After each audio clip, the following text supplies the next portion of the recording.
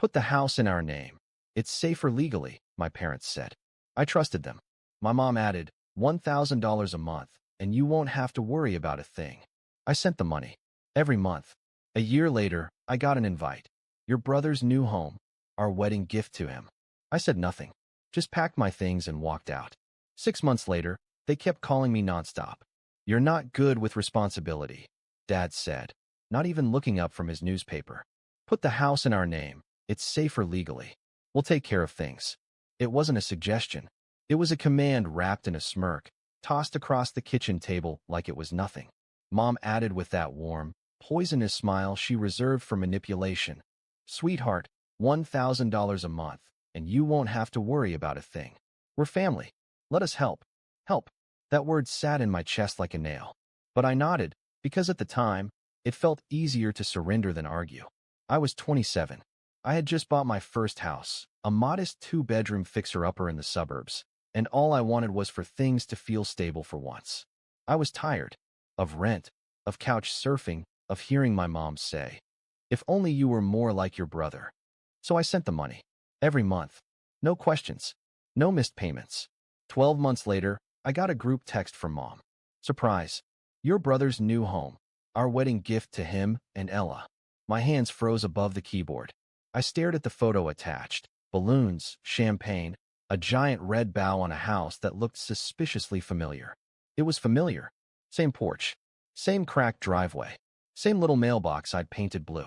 My house. They gave him my house. I said nothing. Not to my parents. Not to my brother. Not to the friends asking why I hadn't posted housewarming pics.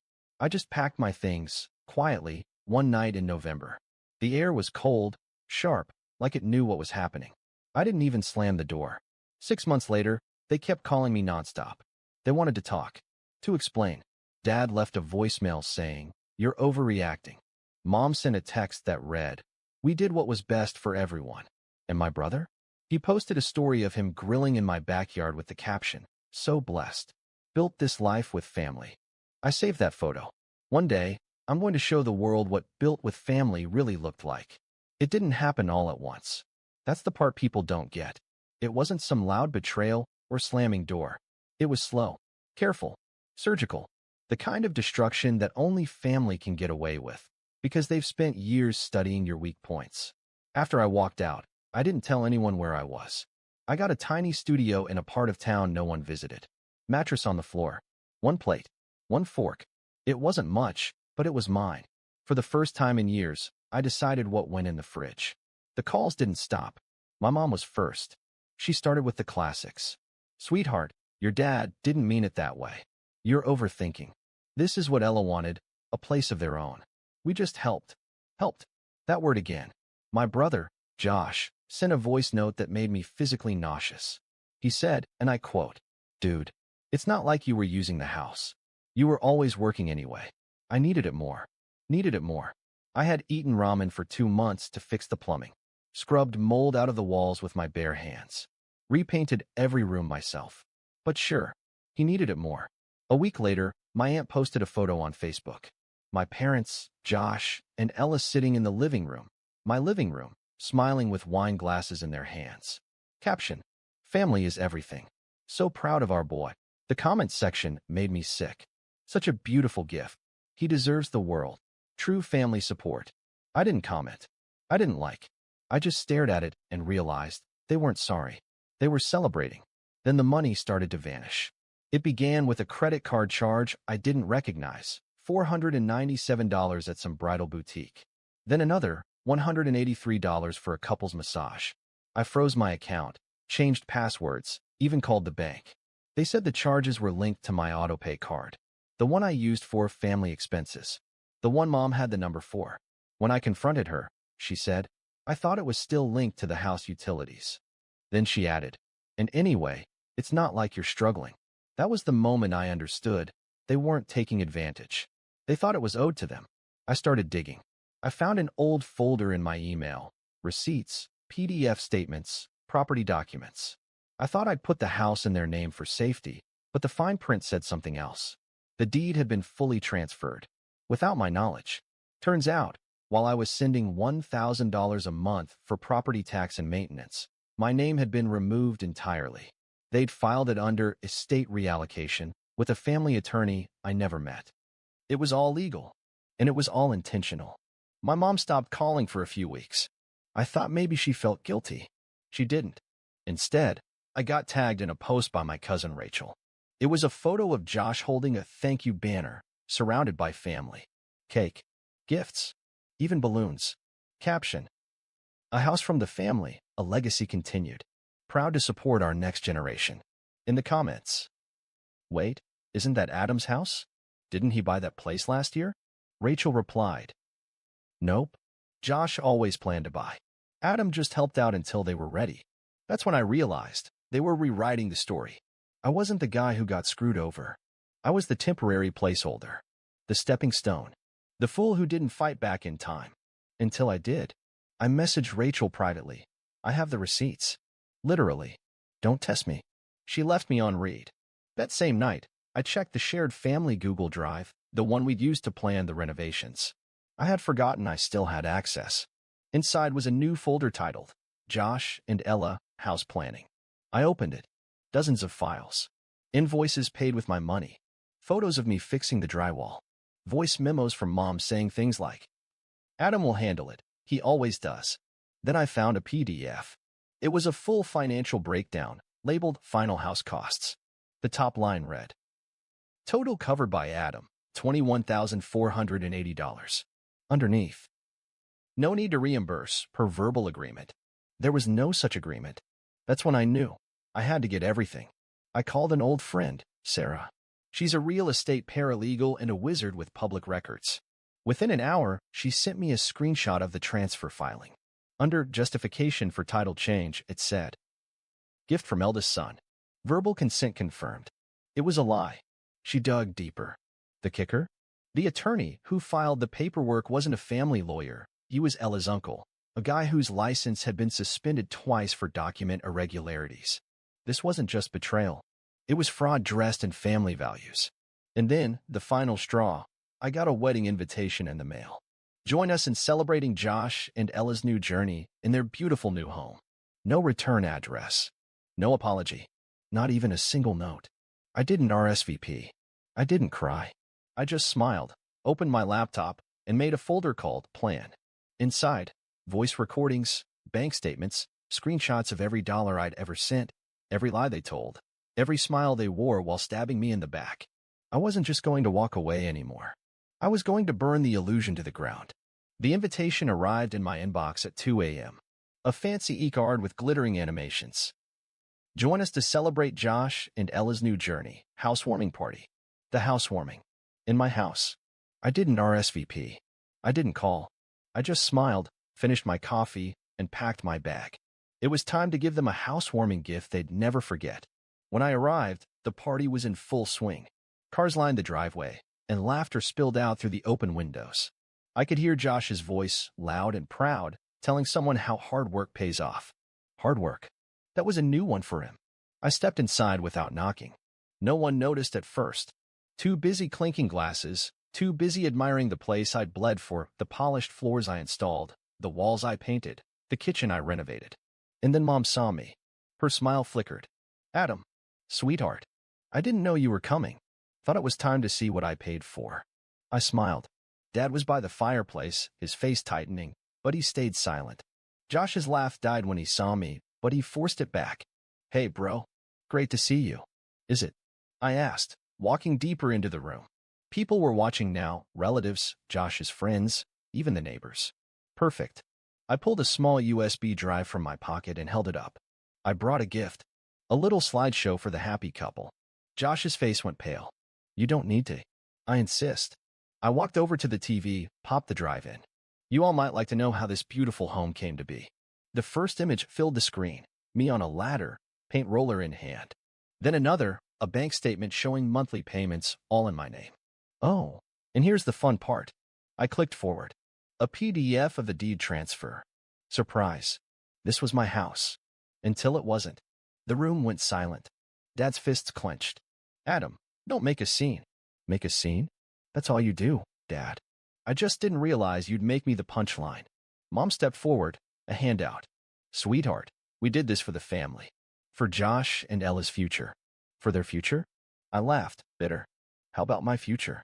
Or was I just the bank for your golden child? Josh's voice rose. Stop acting like a victim. You never even used the place. I used it enough to pay for everything you're showing off right now. Ella's face was white. She looked at Josh. You said he gave it to us. She's not wrong. I pulled out my phone. You did give it to them. Without my permission. And just to make sure everyone knows, here's the voice memo of Mom saying it's all just Adam's money. They'll handle it.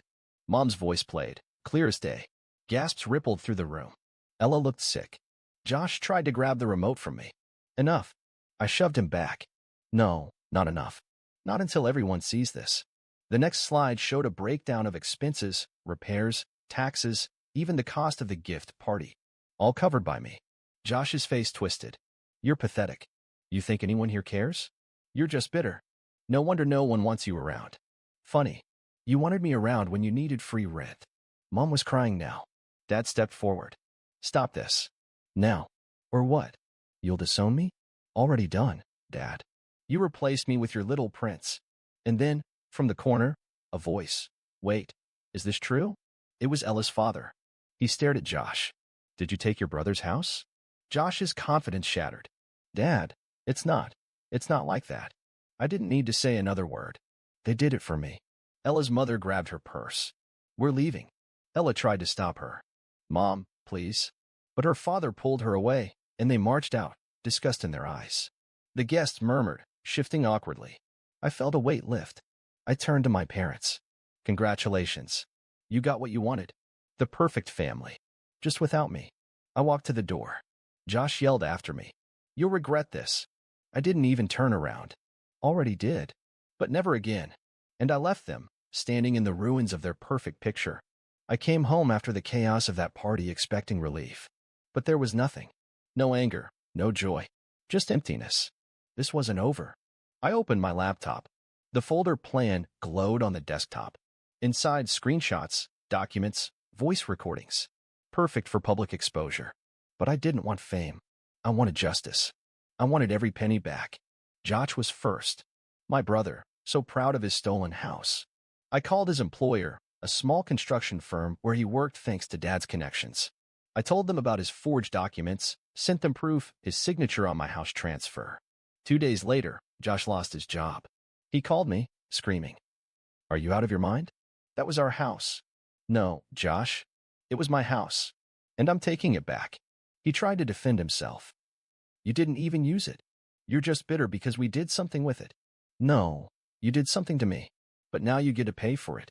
His calls kept coming. First, anger. Then begging. Finally, silence. I imagined him explaining to Ella that they couldn't afford the mortgage. That her dream house was built on a lie. Next was Mom. She'd been spending on my cards, even after they stole my home. I found out she was using one of my old accounts. I froze it, reported fraudulent activity to the bank. A week later, she called me, her voice trembling. Adam, there's been a mistake. My account is frozen. They're investigating. No mistake, Mom. Just setting things right. She sobbed, begged me to stop. She even tried to guilt me. We're your parents. We did everything for you. No, you did everything for Josh. I was just your backup plan. We love you, Adam. Please. But love doesn't look like theft. Dad was last. His business thrived on client trust, but I knew his deals were dirty. I contacted 2 of his major clients, developers he bragged about. Sent them proof of his real estate fraud, false appraisals, double-billed invoices, even a deal where he'd used my name without my permission. Within a week, he lost both contracts. He called, voice cold but steady. You think you've won? This is temporary. You've always been weak. Weak? I laughed. That's what you taught me to be. Not anymore. You're ruining our family, Adam. No, you ruined it. I'm just collecting the bill. They tried to unite against me. Calls, messages, a desperate group chat with Mom crying, Josh raging, Dad silent but seething. I let them go to voicemail. Then they tried something new, guilt. Mom's voice in one message. Do you really want to see your parents homeless? Your brother destroyed? Josh's texts. I'm your brother. Please listen. Family doesn't do this. Even Dad finally broke his silence with a short, cold message. We were never good enough for you. Fine. We'll disappear. Happy? But I knew them. They weren't disappearing. They were waiting for me to break. Days later, I got a letter from their lawyer, a demand to cease interference. I replied simply, "You will repay every dollar, or I will sue for fraud." Silence. Then the first payment arrived. Then another. I could almost see them scrambling, Mom selling her jewelry, Josh borrowing money from friends who didn't know the truth, Dad probably promising business deals he couldn't deliver. Their messages turned desperate. "We're broke. How could you do this to us? We're family. You're destroying us." I read them over coffee, unmoved. 3 months later, the final payment came in. Every cent. But they weren't done. Mom tried one last time. She sent me a photo of the family at Christmas, all of them looking miserable. Her message read, "This is what you wanted? To see us suffer?" I didn't reply. Dad sent a text. "Congratulations. You've become exactly what you always hated. Strong?" I answered. And then Josh. A voice message, shaky. "I lost everything, Adam. My job, the house, Ella. Are you happy now?" "I will be." I blocked their numbers. Unfriended them. But I wasn't done. I went to my lawyer and signed a document severing any financial responsibility with them. Any debts they tried to push on me, any loans they tried to take in my name, blocked. I changed my bank accounts, set up a new credit file, finally untangled from their chains. The last message was from Mom. "Adam, please forgive us. We always loved you." Loved me? Or loved using me? I read it, closed the chat, and went on with my life. Silence was no longer a punishment. It was freedom. Every morning, I woke up to the soft light pouring through my window. No calls, no messages, just the quiet hum of the city below and the warmth of fresh coffee in my hands. I had expected regret, maybe guilt, but all I felt was clarity. A clean, sharp emptiness where their chaos used to live. For the first time, my life was mine. Until the knock on the door shattered that peace. I froze, my coffee cup halfway to my lips. No one visited me. No one knew where I lived. Except another knock, louder this time. I walked to the door, peered through the peephole. Mom, tears streaming down her face, mascara smeared. Behind her, Dad stood with his usual angry scowl, but there was desperation in his eyes. And Josh, he looked like a ghost, pale, broken, avoiding my gaze. I hesitated, but something pulled me. I unlocked the door and opened it just an inch. Mom's voice broke immediately. "Adam, please. We have nowhere to go." My heart didn't race. My pulse didn't jump. I was calm, cold, detached. "Not my problem. Don't do this." Mom's voice cracked. "We lost everything. The house, it's gone. Josh has no job. Your father." "Your father?" I cut her off. "Not mine." Dad stepped forward, fists clenched. "Stop this pathetic game, Adam. You've proved your point. Enough. Enough." I leaned against the doorframe. "Enough was when you stole my house. When you drained my money. When you called me weak for finally fighting back." Josh's voice was barely a whisper. "We made mistakes. Okay, but we're family." I almost laughed. Almost. But instead, I leaned forward. "Family? Let's talk about family. You lied, stole, betrayed. You turned me into your personal ATM, your safety net. But now," I swung the door open wide. "Now you're nothing to me." Mom broke down, falling to her knees. "Adam, please. We have nothing left." "Nothing." Dad grabbed her arm, trying to pull her up, but she clung to the doorframe. Josh's hands shook. He looked at me, tears filling his eyes. "Ella left me," he whispered. "I have no one. Please, Adam." I stared at them, at the pathetic, shattered remains of the family I once bled for. The family that only ever loved me when I was useful. "Leave," I said. "Adam, I'm begging you." Mom's voice was raw, desperate. "We're your family." "Family," I repeated, feeling the word burn on my tongue. "You made that word meaningless." Dad stepped forward, trying to force the door open wider. "How could you do this to us?" I slammed the door in his face. But I wasn't done. I grabbed my phone, called security downstairs. "Do not let them in. If they try, call the police." I heard them pounding on the door, yelling, Mom's voice muffled by sobs, Josh pleading, Dad's angry threats. I stepped back, leaned against the wall, listening. Then silence. I walked to the window and watched as they finally stumbled out of the building, lost, defeated. Dad was yelling at Mom, pushing her hand away. Josh walked a few steps behind, his head down. I watched them disappear around the corner. Gone. I didn't feel victorious. There was no rush, No thrill. Only that same clean, sharp emptiness. I walked back to the kitchen, poured a fresh cup of coffee, and sat by the window. The light was warm, the air was still, and the city outside was alive. I took a slow sip, letting the bitterness settle on my tongue. I wasn't their wallet. I wasn't their savior. I was just their victim. Until I chose not to be. And I chose myself.